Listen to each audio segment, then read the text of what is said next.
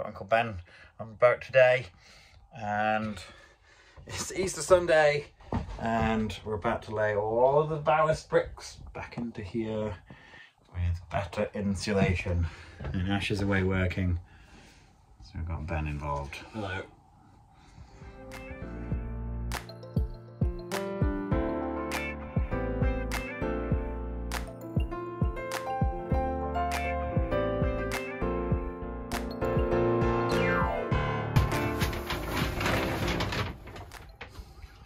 Hello.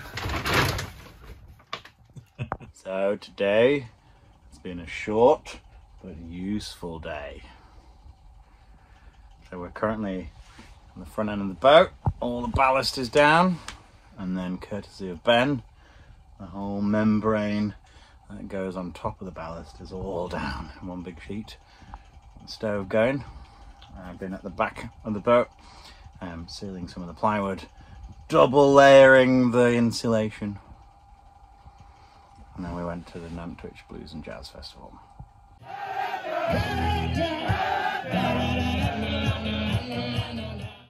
a jolly good time. Just come back, had some tea, and then we've got enough space to put 2 double mattresses down for the first time ever. We're gonna have a little camp out.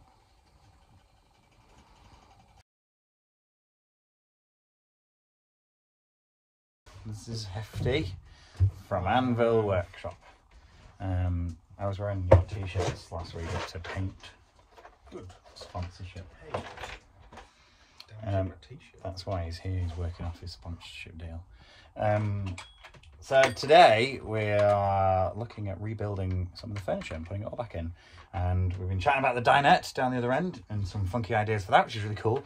But we're going to start down here in the bedroom because the floorboards are ready to go down. They're all in place. Ash has done a really good job cutting them all to size and waterproofing them and deck staining them and all sorts, which is really exciting.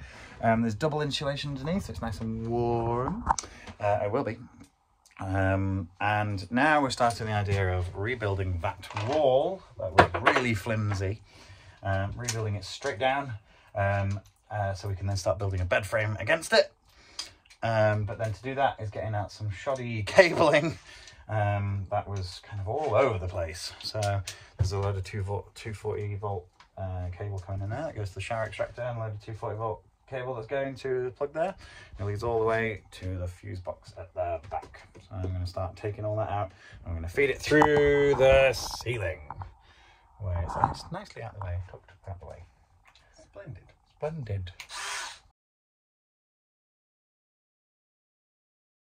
Today has been a day of undoing a lot of very bad previous DIY,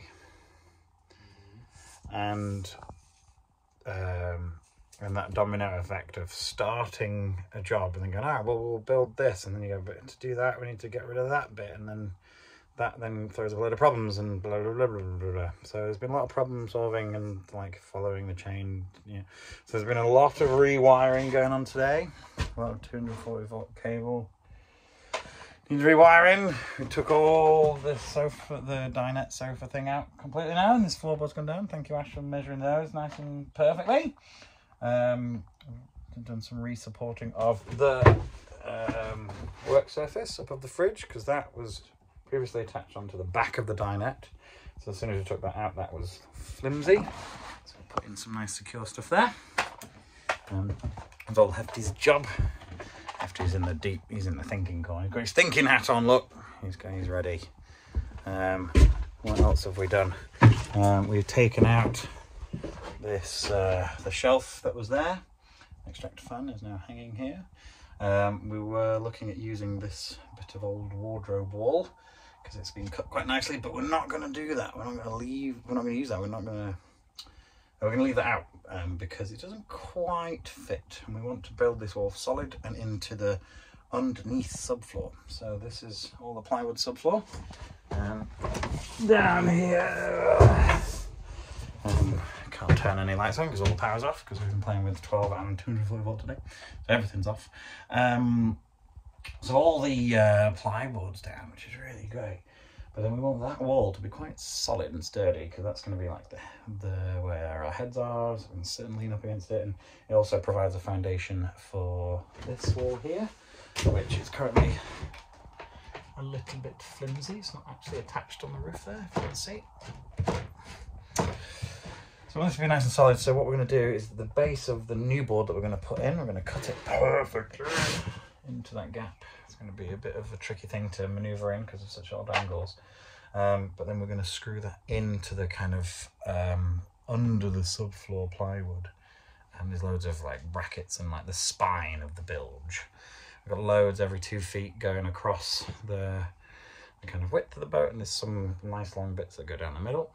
And so we want to build and screw this wall into that so it's nice and solid. And then the subfloor will then fit around that wall.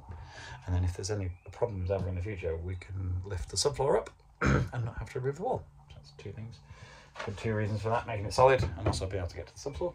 And then we're going to reinstate the shelf. If you remember from an earlier video, this is the shelf that I opened up to look at removing, and there's all the 12-volt cable, and a lot of it had been chewed by the little mices, so it all needed rebuilding. It was shoddy work anyway, and all the wood just didn't fit together. There's like some good timber in there, but they're all different widths and different heights, and then being like bodged together, it was awful. And then the cabling had been chewed, so I obviously got to sort that, which is still loose. So I'm going to reconnect all that before the end of the day so we can have our lights back. It also turns out these lights, the cabin lights, are not on the battery isolator switch. So I thought the battery isolator would isolate the battery and kill all the power, but no. So you learn something every day, so that was wonderfully dangerous to remember and find out and figure out. And hanging there is the fuse box for all the 240. So the power rings that go out back down all come through to here, and I've got to rewire that again before dark so we can turn that on and light the fire, because at the minute there's no mains electricity available in the boat. We also had a little leaky pipe, so the heat, the hot water that can come out of the calorifier when the engine's been running, this is nice and hot. And we have 2 ways of doing the hot water in the boat. So we either have it from our gas boiler, and we shut the pipes off from the calorifier, or if we've been running the engine for a few hours, we can shut off the gas boiler feed and open up the feed from this tank and get nice hot water from running the engine, which is quite good. Especially on long boating days, that's really, really good. But then we had a leaky little L-shaped junction. Thankfully it was on the plastic one. If it was the copper one, that wouldn't have been quite as fun. But managed to PVC tape that up and stop the drip. So yeah, today's just been one of those days of going, okay, so to move that, we need to move that, and to move that, we need to move that, and to move that, we need to move that, and to move that. And then some of the structural stuff fell out as we were moving stuff. I'm like, okay, well that needs to be actually really rebuilt, because it's not very good. But it's all going well. Designs are happening, and on-the-spot fixes are happening, and cutting stuff out. Something I'm super excited about is getting rid of this bit of the corner cupboard, because we kept banging our heads on it. It was in the way and not very good, and also really flimsy, so I've just cut that out.